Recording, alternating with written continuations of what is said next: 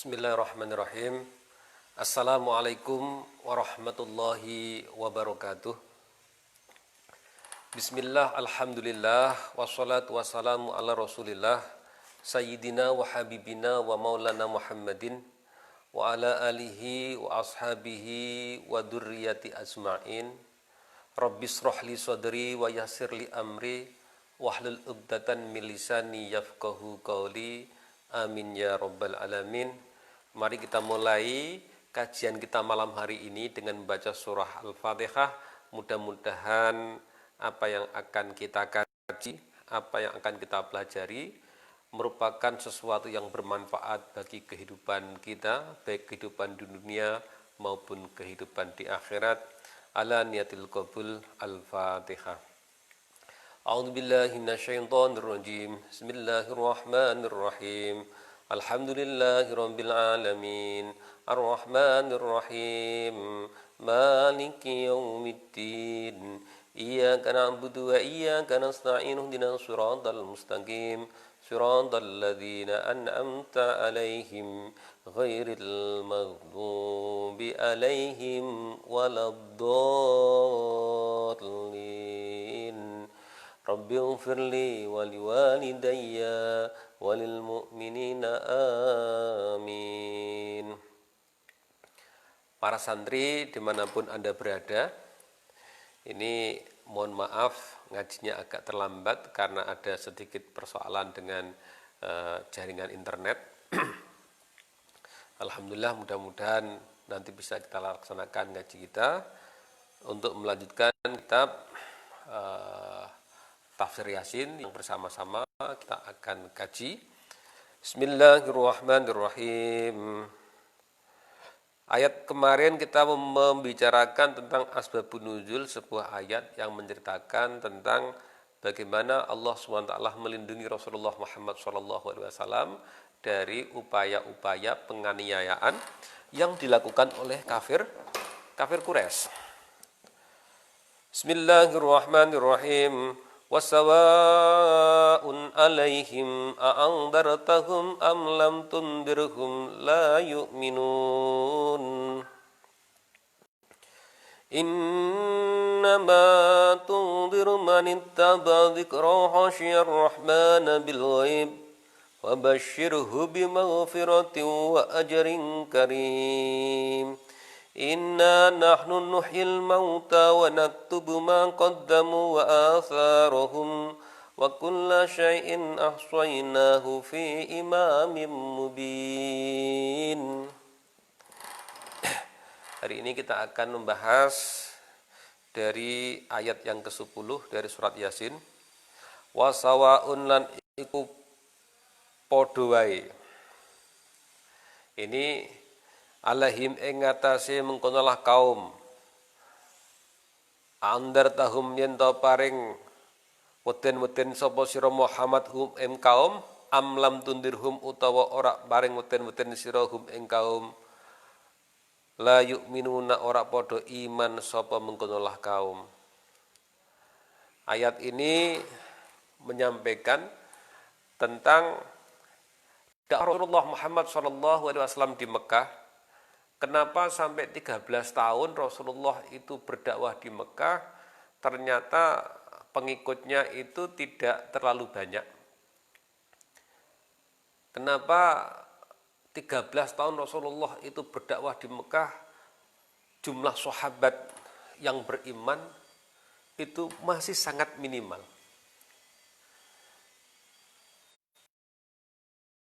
Hati Rasulullah Muhammad SAW tidak membuat Rasulullah itu putus asa, tidak membuat Rasulullah itu mutung, tetapi beliau tetap saja berdakwah. Beliau berdakwah secara terang-terangan, yang di awalnya dengan sembunyi-sembunyi, kemudian dengan terang-terangan. Allah Subhanahu wa ta'ala memberikan wahyu ini supaya Rasulullah itu hatinya menjadi tenang, tidak putus asa. Li'annau karena sak temene kelakuan sabata wa satu fi ilmillahi ing dalam ilmu Allah Ta'ala. Innahum sak temene wong-wong kafir iku la yu'minuna ora padha iman sapa mengkono wong kafir bal yamutuna alal kufri. Balik padha mati sapa mengkono kaum alal kufri ing atase tingkah kafir. Fayadkhulunan nara fa'ala hadza takdiri yakunu.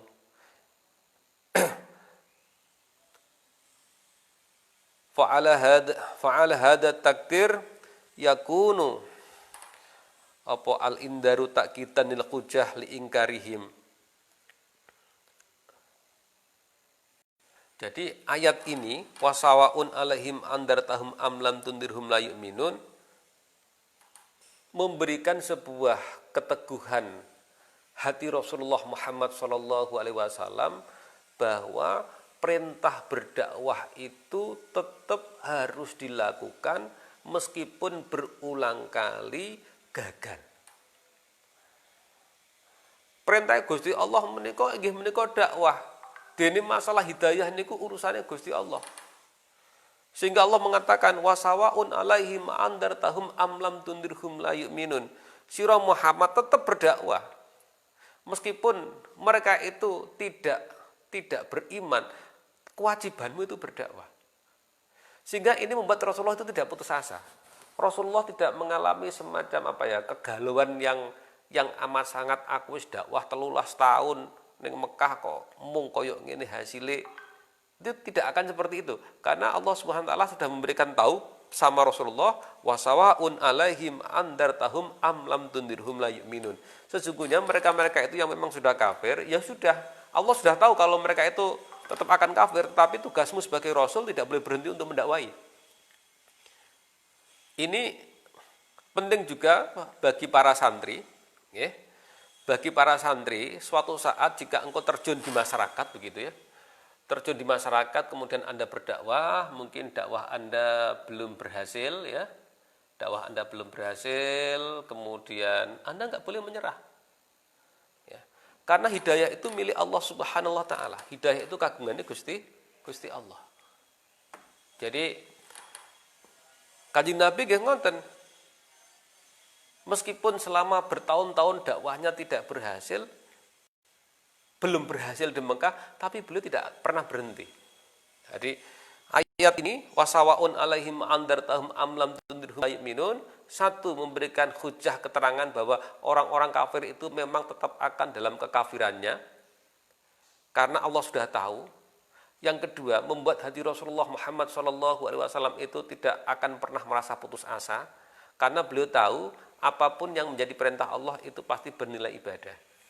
Persoalan orang kafir itu mau ikut menjadi Islam atau tidak itu urusan nanti. Dakwah adalah dakwah. Hasil akhir itu urusan dari takdiripun Allah Subhanahu wa taala. Sehingga Nabi dengan ayat ini hati beliau menjadi tidak gusar ketika berdakwah dihina, ketika berdakwah itu dikucilkan, tapi Nabi tidak merasa terhina. Apa?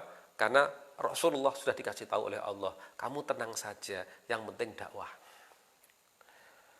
Kalau ada sejarah nabi-nabi terdahulu, ada yang merasa mungkin mangkel dengan kaumnya, sudah didakwai berbulan-bulan, bertahun-tahun, tidak iman-iman, kemudian nabi tersebut mungkin sampai jengkelnya itu mendoakan akan datangnya azab kepada kaumnya. Tapi Rasulullah Muhammad SAW tidak. Beliau selalu berdoa mudah-mudahan kaumnya itu diberikan hidayah oleh Allah Subhanahu wa taala.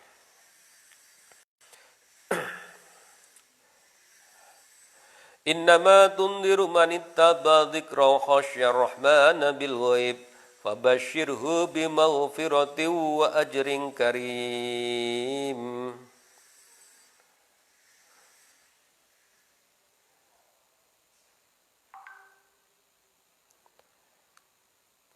Yakni ngarepake ya Muhammad tuhi Muhammad undiruka utai oleh meten-meteni isra bil Qur'ani kelawan Qur'an iku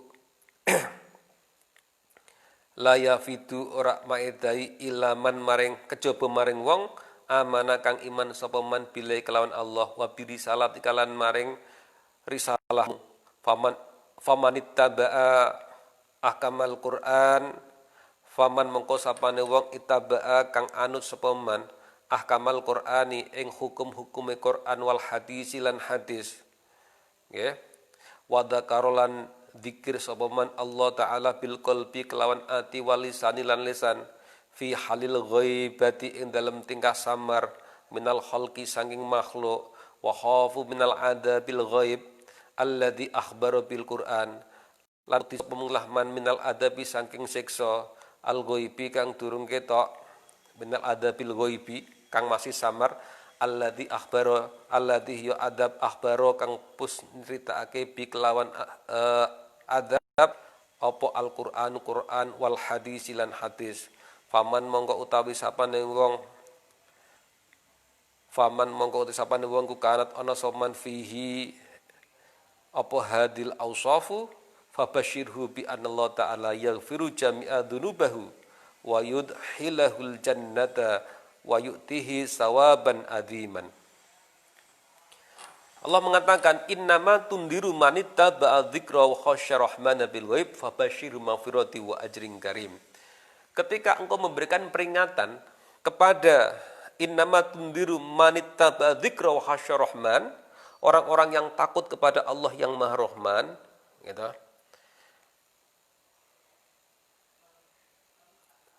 Bil ghaibi dalam tingkah samar fabashirhu, maka berilah kabar gembira bimaghfiratin wa ajrin karim.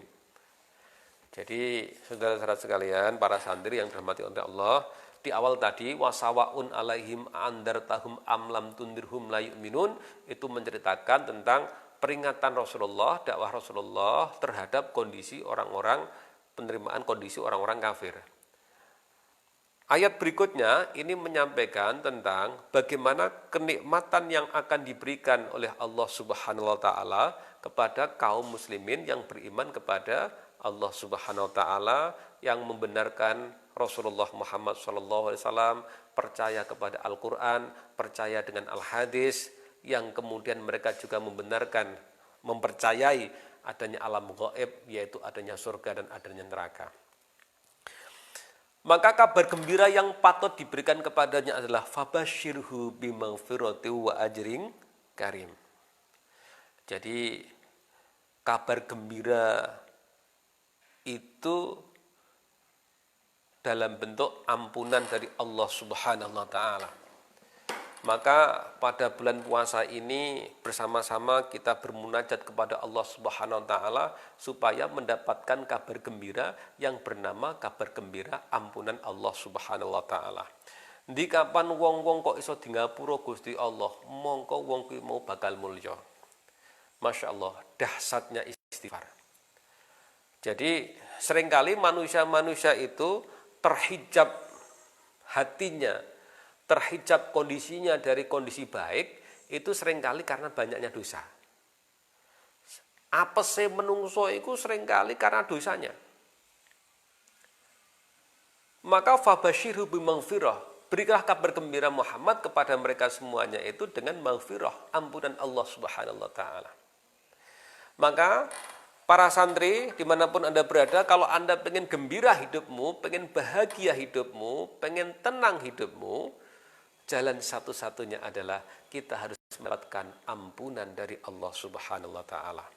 Betapa kayanya dirimu, betapa tinggi ilmumu, betapa terhormatnya pangkat kedudukanmu, Anda tidak akan pernah merasakan kebahagiaan yang hakiki, Anda tidak akan pernah merasakan kegembiraan ketika kita semuanya belum diampuni oleh Allah Subhanahu wa taala.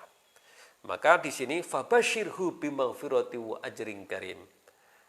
Kabar gembiranya itu adalah diampuninya kita, ya, oleh Allah Subhanahu wa taala. Maka para santri, jika Anda mempunyai kesulitan hidup, jika Anda mungkin mengalami galau, istilah anak-anak sekarang itu mengalami galau, atau selain galau itu apa ya? Ya galau lah kira-kira begitu ya. But gawe kok ruwet, ngibadah aras-arasen, ya toh, meh ngopo wae kok rasane angel, jangan-jangan ini karena kita belum diampuni oleh Allah Subhanahu wa taala. Inna sak temene ingsun nahnu ya kita Allah nahnu nuhyil mauta nguripake sapa ingsun al mauta fil kiamati ing dalam kiamat au fil kubri utawa ing dalam kubur li jawabi mungkar wa nakir.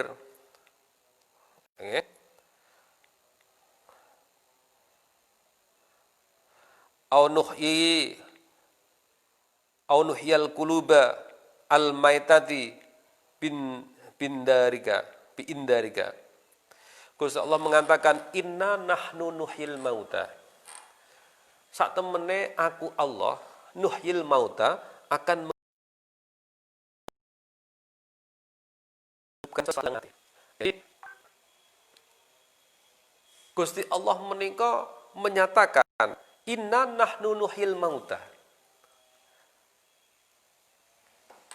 Besok menungso kabeh ketika sudah mati Allah akan membangkitkannya pada hari kiamat.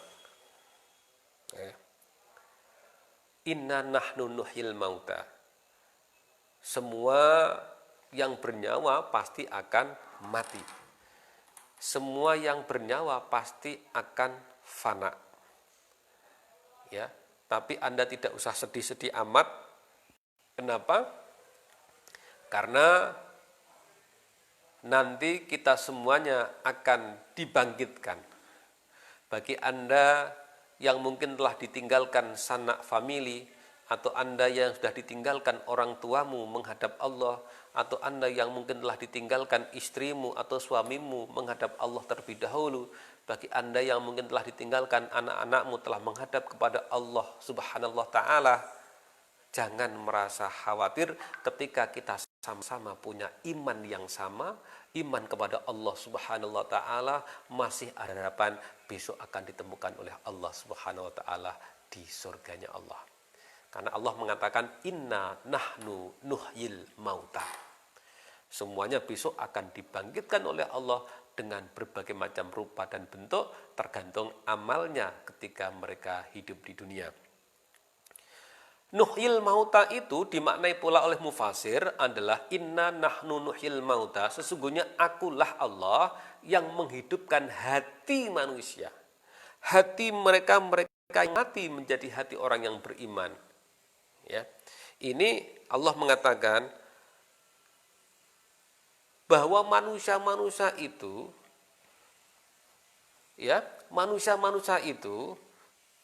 hatinya itu tidak pernah selamanya mati. Ketika mendengarkan pituduhmu Muhammad, bisa jadi aku akan membuat hati mereka hidup. Maka seperti yang kita sampaikan kemarin, salah satu obat hati adalah kumpul dengan orang soleh. Kumpul orang soleh itu karena dengan kumpul orang soleh akan mendapatkan pengajian, akan mendapatkan ilmu, akan mendapatkan nasihat-nasihat, akan mendapatkan mau'izatul hasanah. Yang dengan mau'izatul hasanah itu bisa jadi akan bisa menyirami hati menjadi hati yang hidup. Inna nahnu nuhyil mauta, salah satunya adalah maknanya bahwa Allah yang menghidupkan hati manusia yang telah mati berkat dakwahmu ya Muhammad. Ya. Wong nak mati besok hanya ada amalnya saja yang dipertimbangkan oleh Allah Subhanahu wa taala. Idza matabnu adama in qata amaluhu. Ya. Sehingga Allah Subhanahu wa taala akan mempertimbangkan apakah mereka termasuk orang yang bejo, ashabul yamin atau ashabus shimal. Mereka itu menjadi ahli surga atau ahli neraka, itu tergantung amalnya. Sehingga Allah mengatakan di sini dalam ayat lanjutannya, wa naktubu ma qaddamu wa atharuhum. Wa naktubu lan nyatet sapa kita Allah, nyatet sapa ingsun Allah, ma ing perkara qadamu kang padha nglakoni sapa man, wa atharuhum lan ing labet-labete man.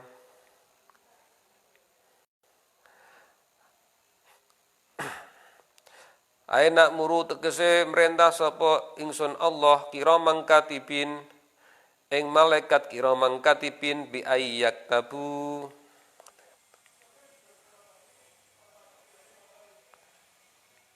ya. Kelawan yento nulis sapa mengkonolah kiramang katibin a'malahum ing amal-amale menungso kabeh minal khairi bi ayat tubu a'malahum minal khairi wasyari. Jadi Allah wanak tubuh maqaddamu wa atharuhum, Allah subhanallah ta'ala memerintahkan kepada malaikat kiramang katibin, malaikat rokib atid yang kemana-mana selalu membersamai kita, ada rokib, ada atid yang selalu mencatat amal-amal kebaikan dan juga amal-amal jelek kita. Tidak ada satupun yang tercecer dari amal baik itu. Waqala ngendika sapa ba'dul mufassirin al muradu utawi kang den karepake bi asarihim kelawan lafat asarihim. Nggih.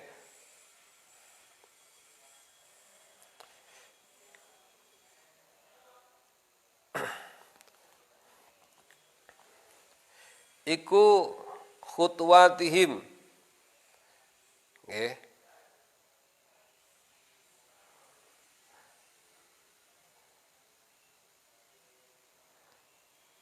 Jangkah-jangkahe mengkonolah menungso ilal masjidi maring masjid. Jadi yang dimaksud asar itu labet atau tingkah.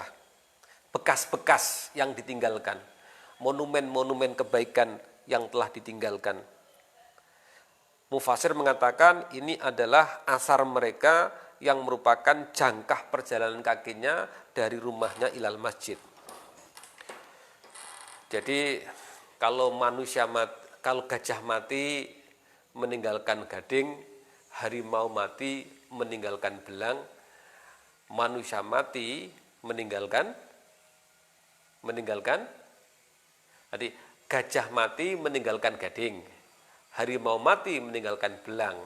Kalau manusia mati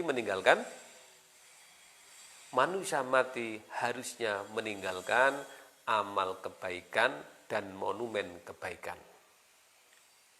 Ya. Jangan sampai manusia mati meninggalkan monumen keburukan. Monumen kebaikan inilah yang disebut dengan asar. Kama qala Ibnu Abbas radhiyallahu anhuma fi sababi nuzuliha, ing dalam sababun nuzule iklah ayat inna qabilatan minal ansori, sak temene qabilah saking ansor. Nggih. Syaku wadul sapa ansor ilan Nabi sallallahu alaihi wasallam.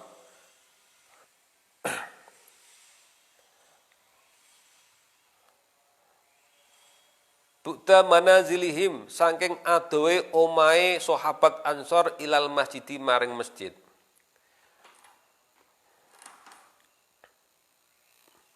Jadi asbabun nuzul dari ayat ini adalah dulu para sahabat ansor yang rumahnya jauh-jauh dari masjid. Madinah itu perbukitan, saudara-saudara sekalian. Sehingga para sahabat ansor itu ada yang tinggal jauh dari masjid. Padahal mereka semuanya pengen berjamaah di masjid. Nah, sehingga mereka itu wadul sama jeung Nabi, enak wong-wong muhajirin, mereka pada bertinggal di dekat masjid. Bahkan Rasulullah Muhammad SAW itu memberikan tempat khusus di depan rumah beliau, ada tempat namanya tempat Ashabus Sufah.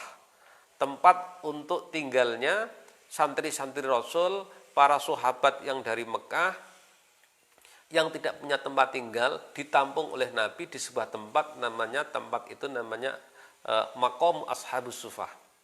Kalau panjenengan tindak ten Madinah, nggih, ten sebelah ngajenge makbore Kanjeng Nabi saderenge Raudhah menika, mangke enten bangunan yang ditinggikan kira-kira ukurannya mungkin 10 kali 5 meter, ya 10 meter kali lebarnya sekitar 5 meter, panjangnya sekitar 10. Disitulah tempat para ashabus sufah dulunya menginap di rumahnya Rasulullah. Ya, mungkin sekarang bangunannya dibuat cuma 10 kali 5, dulu mungkin lebar. Kalau sekarang kecil itu hanya dijadikan sebagai monumen bahwa dulu di tempat itulah para sahabat-sahabat muhajirin yang merupakan pendatang ke Madinah itu ditampung Nabi dekat dengan masjid. Nah, sahabat-sahabat Ansor yang kebetulan beliau itu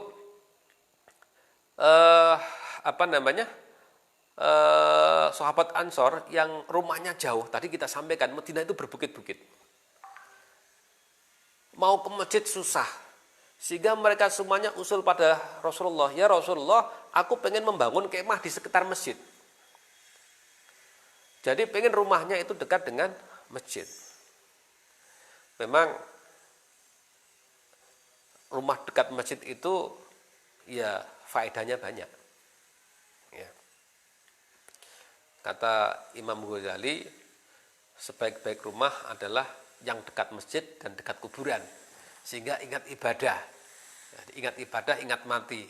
Lihat kuburan, ingat mati. Setelah itu pergi ke masjid untuk melaksanakan ibadah sholat. Nah, di sini para sahabat Ansor itu pada waktu maring Nabi mergo adohe daleme para sahabat Ansor saking masjid. Wa aradu lan ngarepake sapa sahabat Ansor, ya,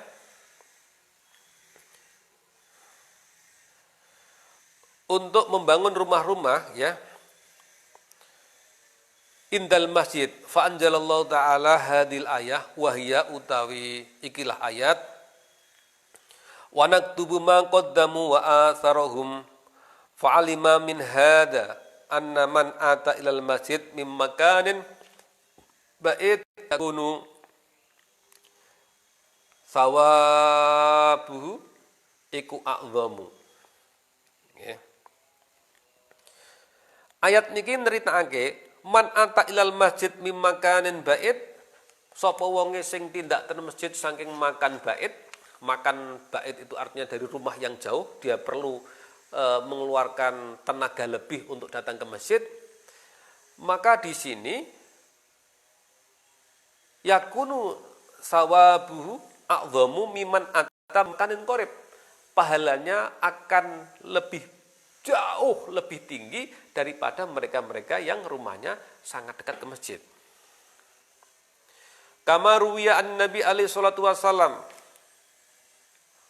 ala akhbirakum bima yamkhullahu bihi al khataya wa tarfa'u bid darajat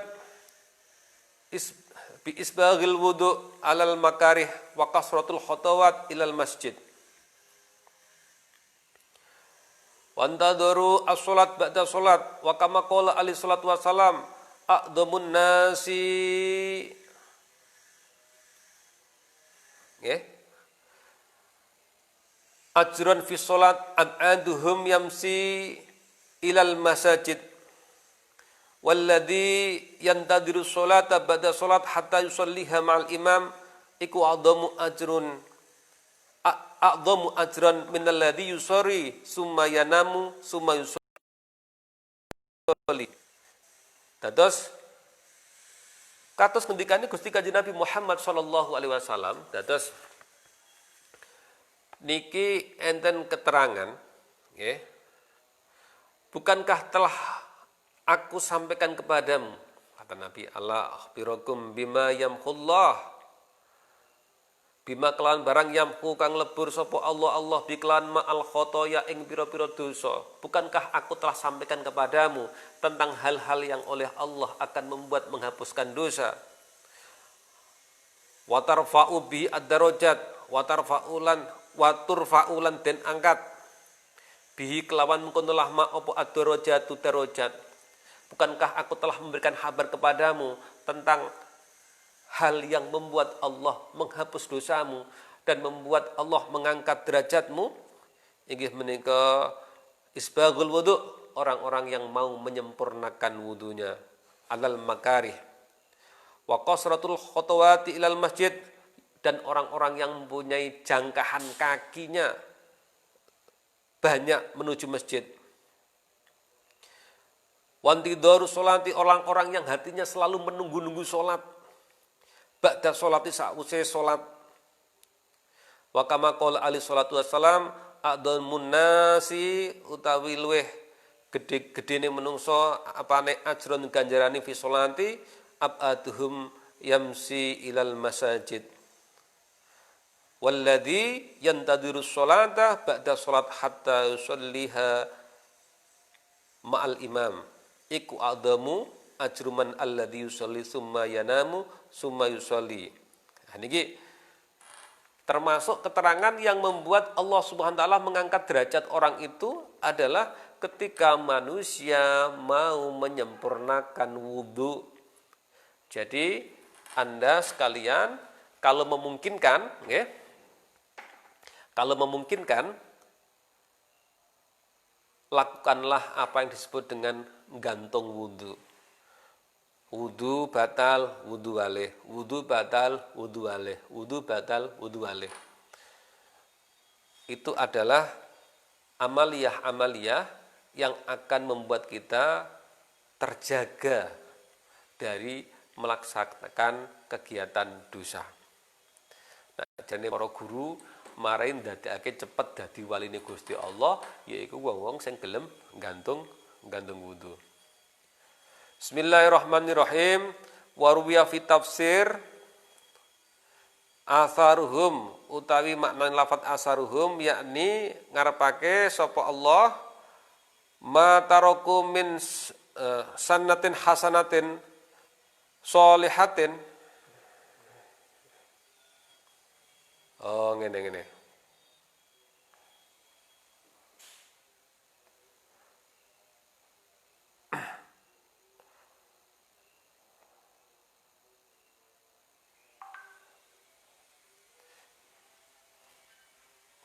Yang dimaksud asar itu adalah ma taroku min sunnatin hasanatin sholihatin fa umila biha ba'da mautihim.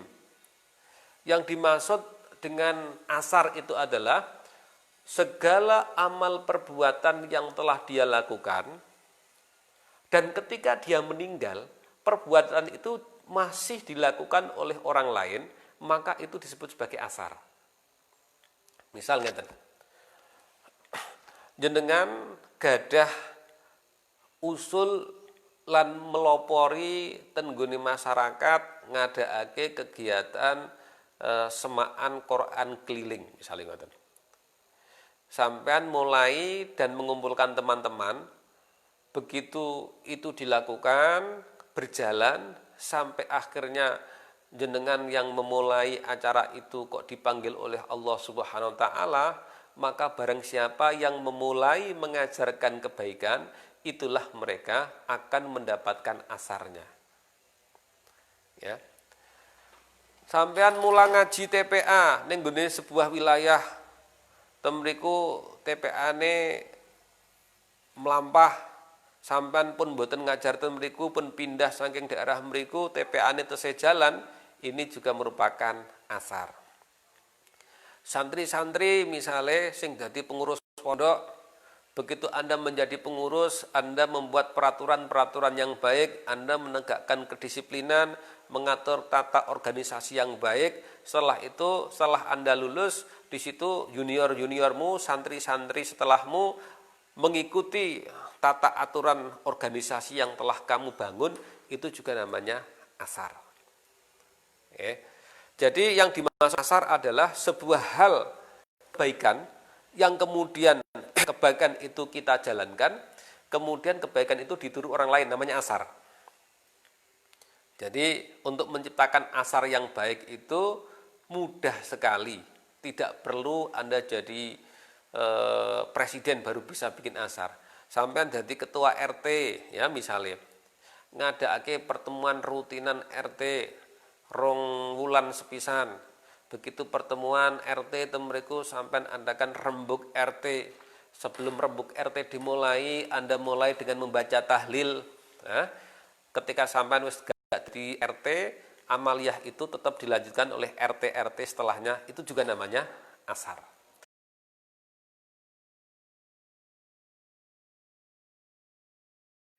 Maka ini penting ini akan menciptakan asar-asar yang baik. Bismillahirrahmanirrahim. Ruwiya anin Nabi sallallahu alaihi wasallam man utawi sapane wong iku sanna nggih gawe kelakuan sannatan hasanatan man sanna sannatan hasanatan falahu ajruha falahu mongko kedue man ajruha utawi ganjarane mengkonolah sanatan hasanatan wa ajruman lan ganjarane wong amila kan ngamal sapa mulaman biha kelawan sanatan hasanatan mimbadi saking sauseman min goirin ayang kuso min ujurihim syai' wa man sanna sanatan sayiatan kana alaihi ya kana alaihi wazruha wa wazru man amila biha min ba'dihi min ghairi ayang kuso min auzarihim syai'.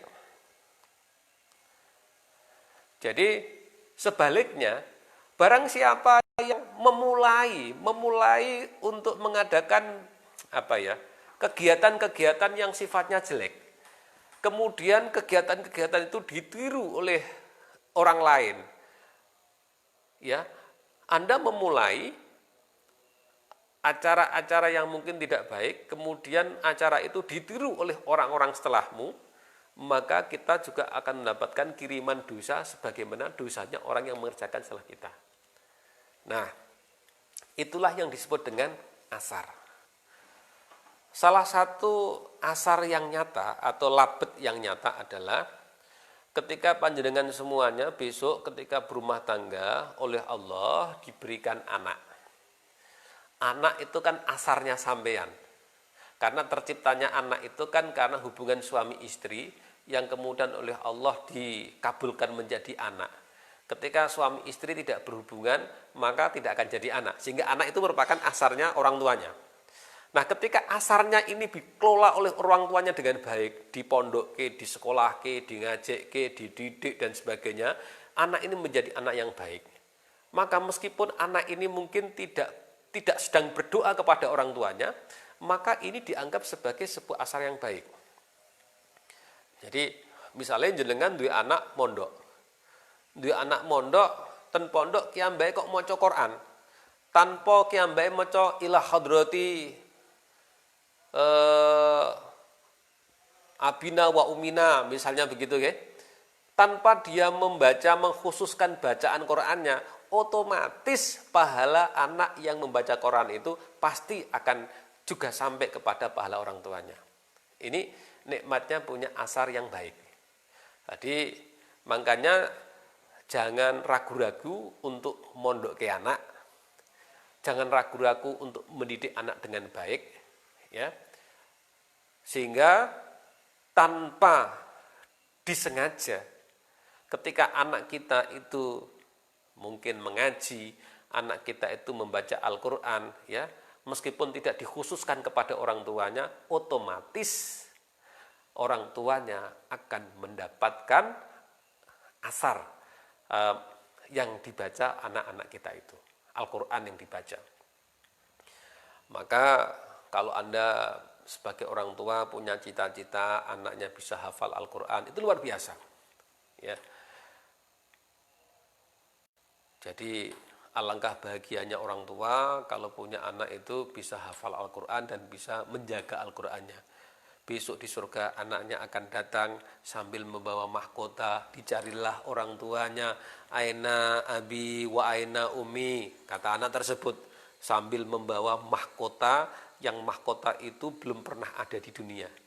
Dia akan mencari mahkota, dia membawa mahkota dari surga itu, matur karo Gusti Allah, Gusti aina abi, Gusti aina umi, ndi bapakku, ndi ibuku. aku mendapatkan hadiah darimu ya Allah, hadiah ini tidak akan pernah saya pakai kecuali untuk orang tuaku. Kebetulan kok mungkin wong tuane ning neraka, maka Gusti Allah akan memerintahkan kepada Rasulullah Muhammad SAW untuk memberikan syafaat kepada mereka. Berperintahlah Allah kemudian kepada para malaikat untuk bisa mempertemukan sang anak yang hafal Al-Quran dengan orang tuanya yang mungkin naudzubillah mungkin masih berada di neraka. Ini asar, ya, bekas-bekas yang dia tinggalkan.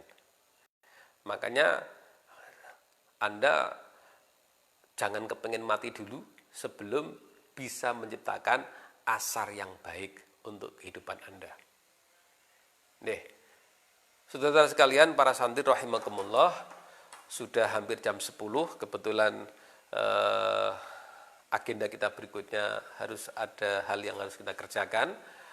Mohon maaf, ngaji kita cukupkan sampai di sini dulu. Insya Allah besok akan dilanjut dengan kitab tafsir surat Yasin berikutnya. Ba'dal sholat tarawih insya Allah. Dan marilah bersama-sama majelis kita hari ini kita tutup dengan bacaan alhamdulillahirabbil alamin, subhanakallahumma wa bihamdika asyhadu an la ilaha illa anta wa astaghfiruka wa atubu ilaik, wallahu muwaffiq ila aqwamit thoriq. Wassalamualaikum warahmatullahi wabarakatuh. Al-Fatihah. A'udzubillahi minasyaitonirrajim. Bismillahirrahmanirrahim. Alhamdulillahirabbil alamin, arrahmanirrahim, maliki yaumiddin. Iyyaka na'budu wa iyyaka nasta'in. Ihdinas siratal mustaqim, siratal ladzina an'amta 'alaihim ghairil maghdubi 'alaihim waladdallin. Rabbighfirli wa liwalidayya wa lil mu'minin. Amin. Terima kasih kepada semua santri semuanya yang berkenan menyimak acara malam hari ini dimanapun Anda berada. Mudah-mudahan Allah yarham menjadikan hidupmu menjadi hidup yang berkah. Berkah tidak hanya untuk dirimu, tetapi berkah juga untuk keluargamu, insyaallah. Usikum wa nafsi wa iyaya bittaqwallah faqad fazal muttaqun. Aku liqouli hada. Assalamualaikum warahmatullahi wabarakatuh.